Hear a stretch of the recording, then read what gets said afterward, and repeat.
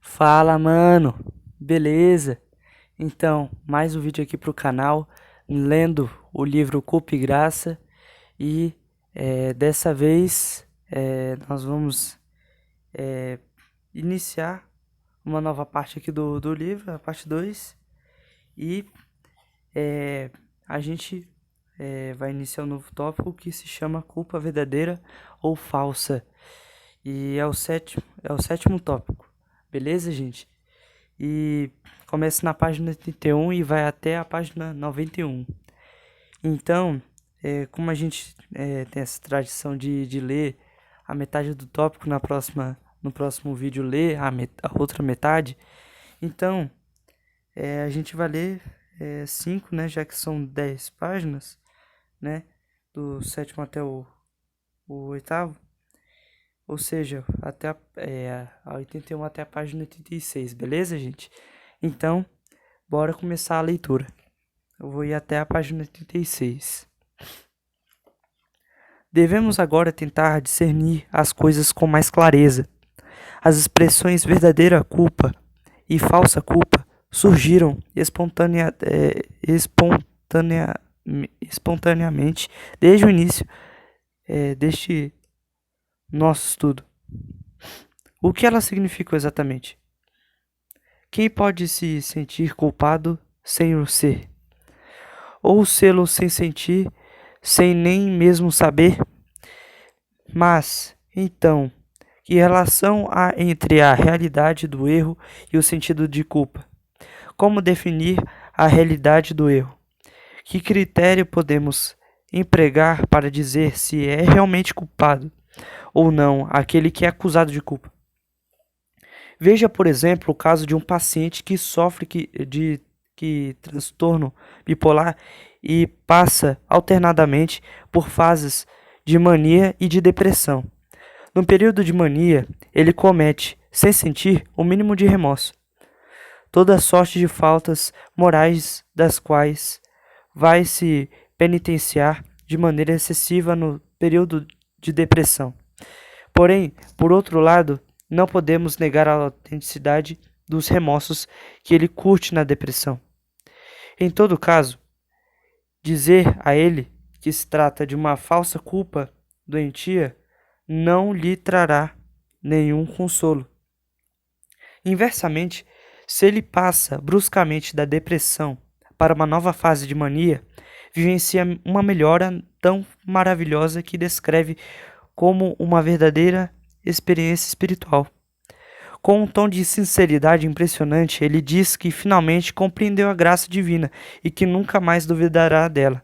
No entanto, não podemos, por outro lado, sustentar que toda a experiência do perdão de Deus seja patológica.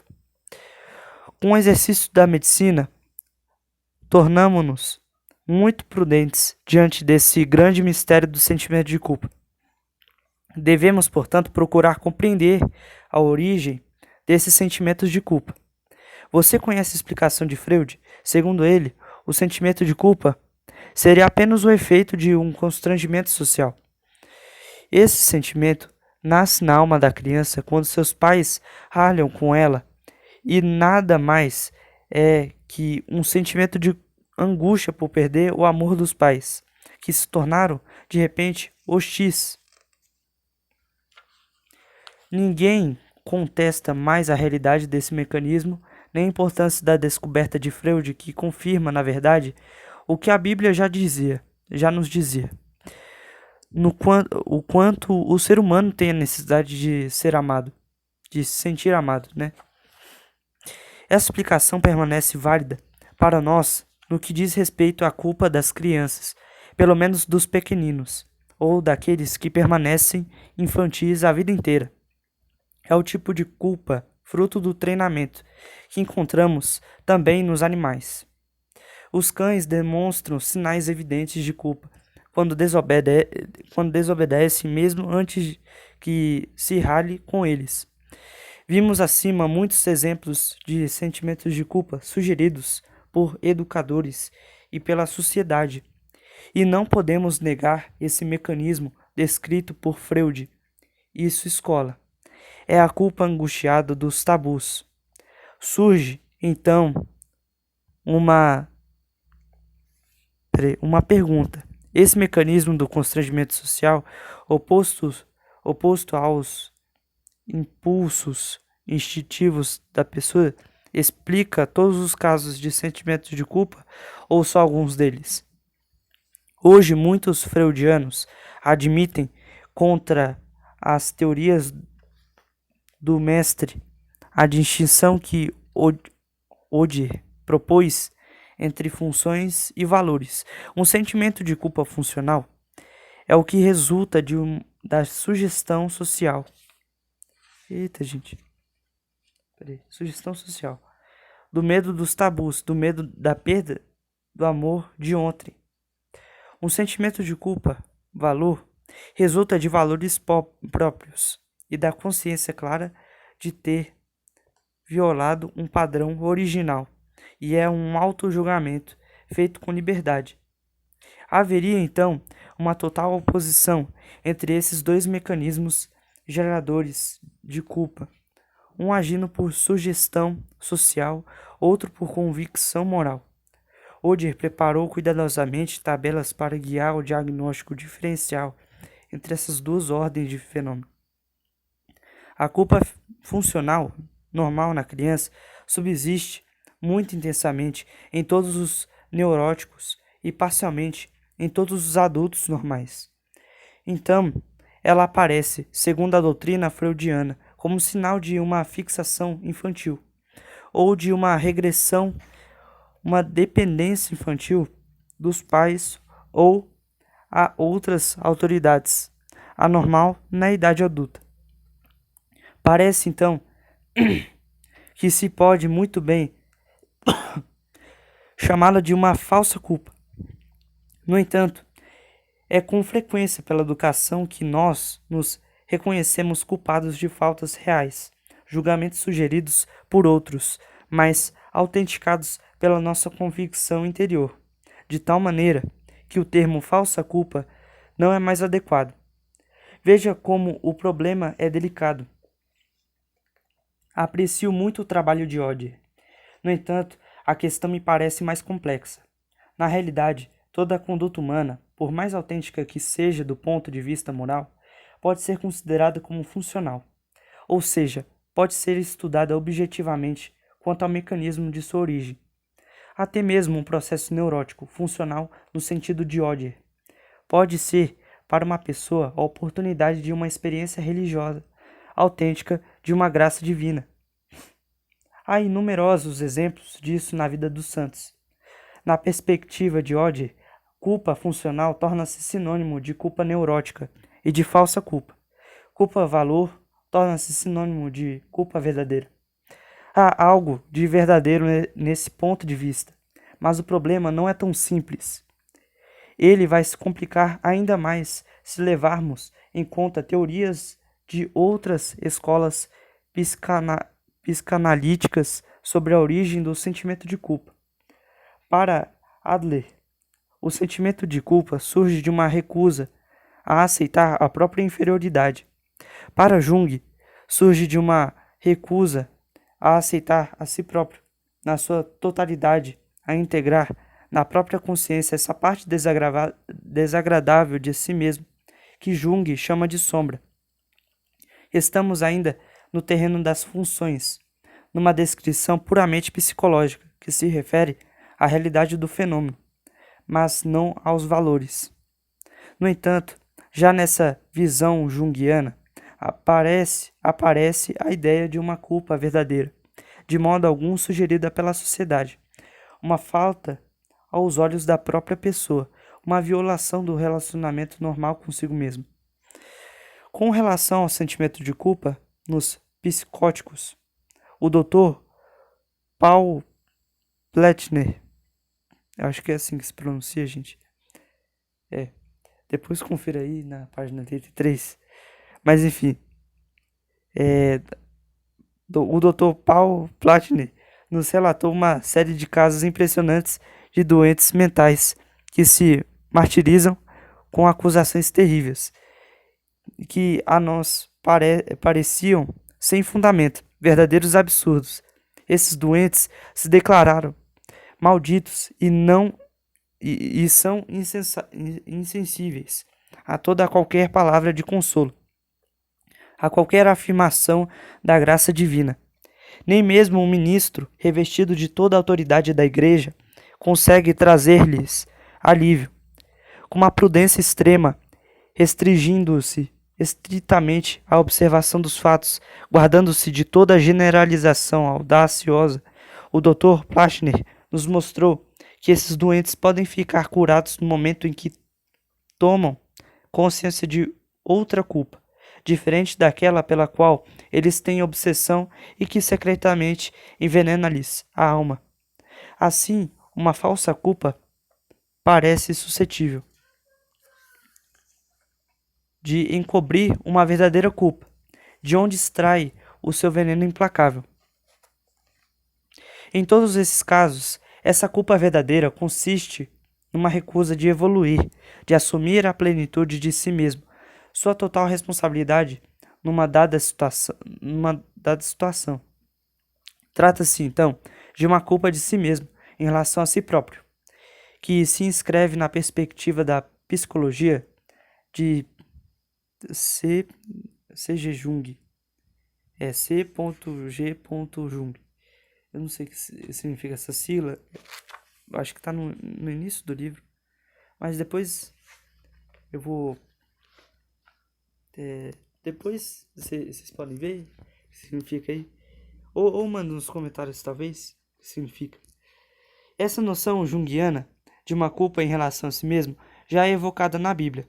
Assim o profeta Abacuque escreveu: pecaste contra a tua alma. Abacuque, capítulo 2, versículo 10. Martin Buber vai mais longe que Jung. Como escreveu Scharfenberg. Eita ferro, peraí. Tá, poxa, nomes difíceis. Parece ser de alemão, né? Scharfenberg, Buber, pede que a psicoterapia reconheça a existência de uma culpa autêntica, ao lado da culpa neurótica e irreal. Tá entre parênteses, Grundlos. O que caracteriza a culpa autêntica, segundo Martin Buber, é que ela carrega sempre uma violação de uma relação humana e que ela constitui uma ferida do relacionamento eu e você. Eu traço você. É, então, uma culpa em direção ao outro. Assim, os freudianos nos mostram a frequência da culpa inferioridade. Culpa-inferioridade, né? Os junguianos a recusa aceitar-se integralmente a Martin Buber. E Martin Buber a recusa a aceitar o outro. Parece-me, na maior parte dos casos, que na realidade todos esses elementos se misturam e se encobrem, e que se trata, em suma, menos de fenômenos distintos que de aspectos diferentes de um mesmo mecanismo complexo em que cada um vê o que corresponde à própria concepção antropológica. Assim, quando vem uma mesma nuvem no céu, uma mancha de Rorschach, não sei como é que se pronuncia, vários observadores acreditam reconhecer, segundo seus próprios complexos, a representação de objetos diferentes. Ou ainda, se você coloca uma pirâmide entre 3 observadores, cada um desenhará o lado que vê e como vértice cada um dos 3 triângulos. Creio que também se pode falar de um complexo freudiano, de um complexo adleriano ou de um complexo junguiano, que leva cada psicólogo, segundo a sua doutrina, a ver todos os homens de um ângulo particular. Porém, a escola de Maeder e de Rank e certos psicoterapeutas próximos a Jung, como Alois de Aureli ou Platner, que citei há pouco, há pouco tempo, juntam a essa visão uma dimensão nova, a da culpa em relação a Deus. Seja ela consciente ou não, eles a reconhecem como a culpa verdadeiramente autêntica e justificável na cura da alma, mas que é possível identificar pelas técnicas psicológicas. Eita, um mosquito, gente, me desculpa. Agora é página 85, beleza, gente? Pode-se ver que o que difere entre as escolas é a interpretação e a definição da culpa, mas todas admitem a validade psicológica da culpa. É também por esse caminho que a palavra culpa entrou no vocabulário médico, quando os psicanalistas, mesmo os incrédulos, começaram a falar com além de... Eita, gente. Poxa vida. Tem um monte de mosquito aqui, na verdade, me picando. Me desculpa, gente. Vou continuar aqui. Vou ler o ponto, né, que tinha parado, né? Vou ler tudo de novo aqui. É também por esse caminho que a palavra culpa entrou no vocabulário médico, quando os psicanalistas, mesmo os incrédulos, começaram a falar com além de... Acho que é assim que se pronuncia, é um nome, cara, eu acho, desse autojulgamento. Há um século, na época do triunfo do positivismo, os médicos que haviam discutido, como nós, o papel da culpa na medicina, foram tratados como velhos retrógrafos, ou retrógrados. A medicina pretendia retirar de sua linguagem toda expressão moral. Hoje estamos numa encruzilhada do processo médico, porque a medicina tem sede de um positivismo mais positivo ainda. Quer encontrar o homem integral, e não apenas uma parte do homem, arbitrariamente delimitada. À luz da Bíblia, a culpa verdadeira nos aparece como uma culpa em relação a Deus, uma ruptura da ordem de dependência do homem em relação a Deus. De minha parte, não penso que devíamos opor umas às outras as três definições de culpa autêntica.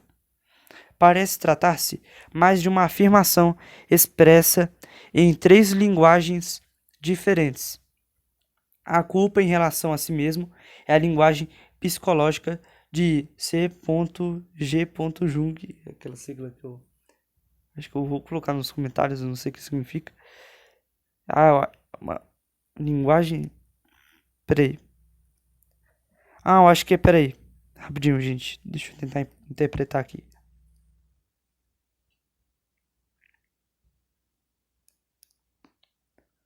Peraí. Deve ser uma...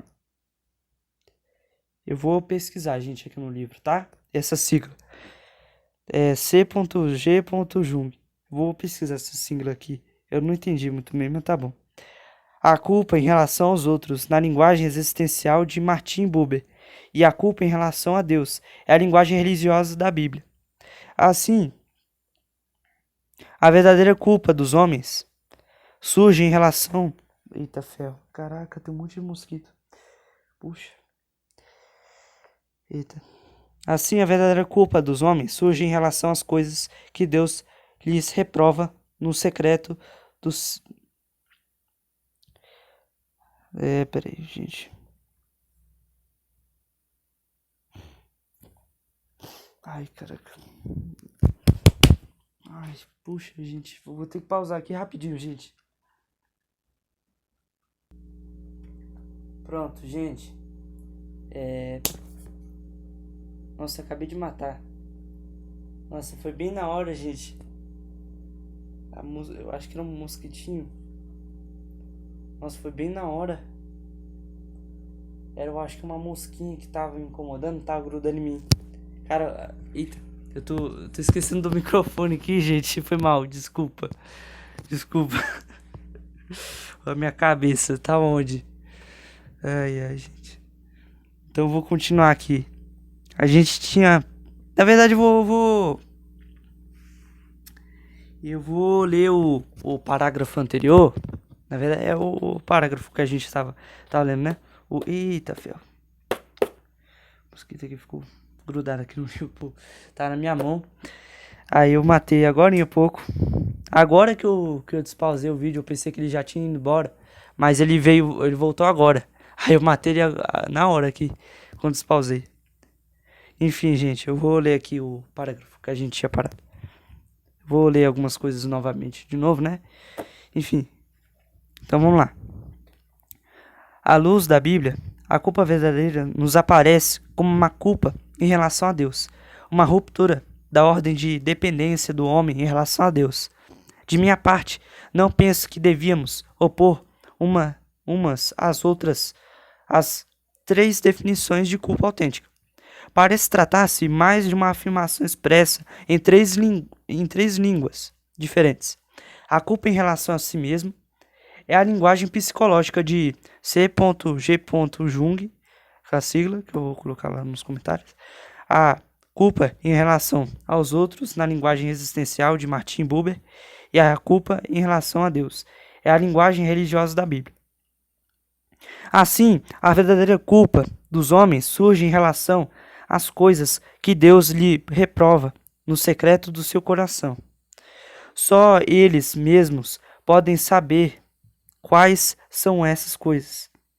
Geralmente, são coisas totalmente diferentes daquelas que os homens reprovam.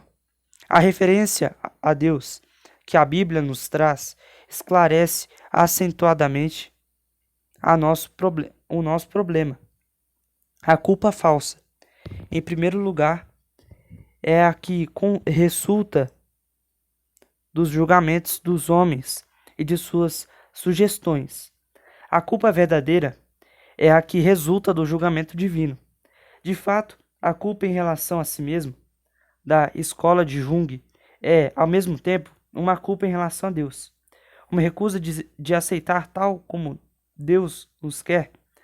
E a culpa em relação aos outros de Martin Buber é também relativa a Deus, porque é uma rejeição da ordem divina dos relacionamentos entre as pessoas.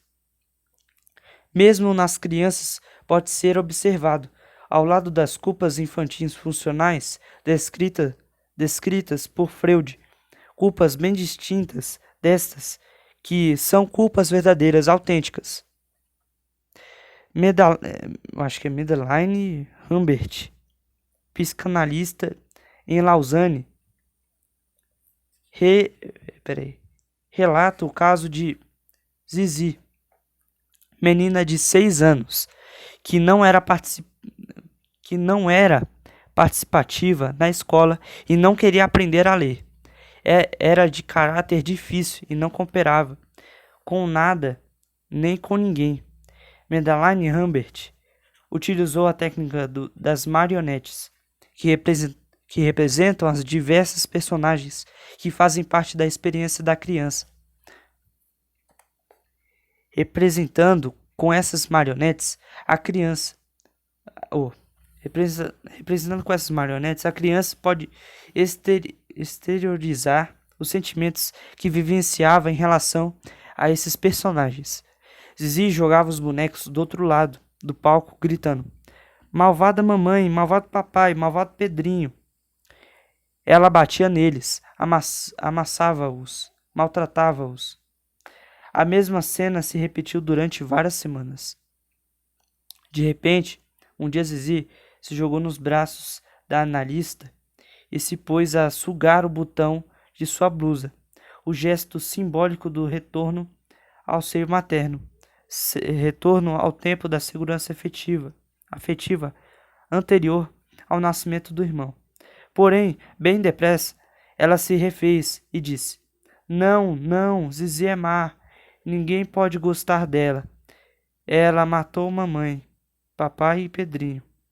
A criança apresentava manifestadamente uma culpa violenta e pediu para ser punida. Bate na Zizi, bate nela. Nenhuma explicação conseguiu acalmá-la.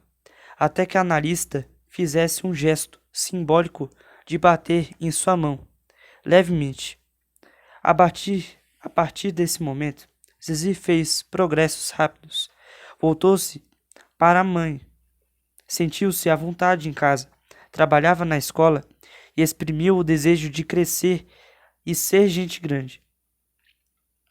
Quanto mais a criança cresce, mais se desenvolverá nela o senso autônomo da verdadeira culpa. E é na medida em que ela ordenar a sua vida e a sua conduta que se livrará das falsas culpas provocadas pelos parâmetros da sociedade e pelas reprovações dos pais. Uma história da Bíblia nos mostra isso de uma maneira sem igual.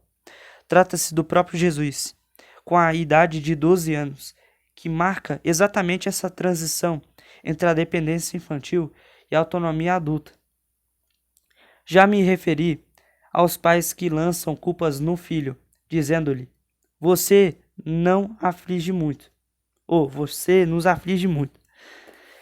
Ora, Jesus afligiu muito sua mãe, quando começou a preocupar-se mais com a sua vocação do que com ela. Tendo seus pais deixado Jerusalém, aonde eles haviam ido para a festa, Jesus ficou para se instruir aos pés dos doutores da lei. Pense na angústia da sua mãe, quando ela se apercebeu que ele não estava na caravana. Porém, Jesus respondeu às reclamações de sua mãe com uma firmeza inesperada. Por que vocês estavam me procurando? Não sabiam que eu devia estar na casa do meu pai? Lucas capítulo 2, versículo 42 ao 51. Aí, eu acho que é a tradução da Bíblia, né? NTLH, acho que é... Eu não sei essa sigla, mas eu acho que é uma tradução da Bíblia, deve ser.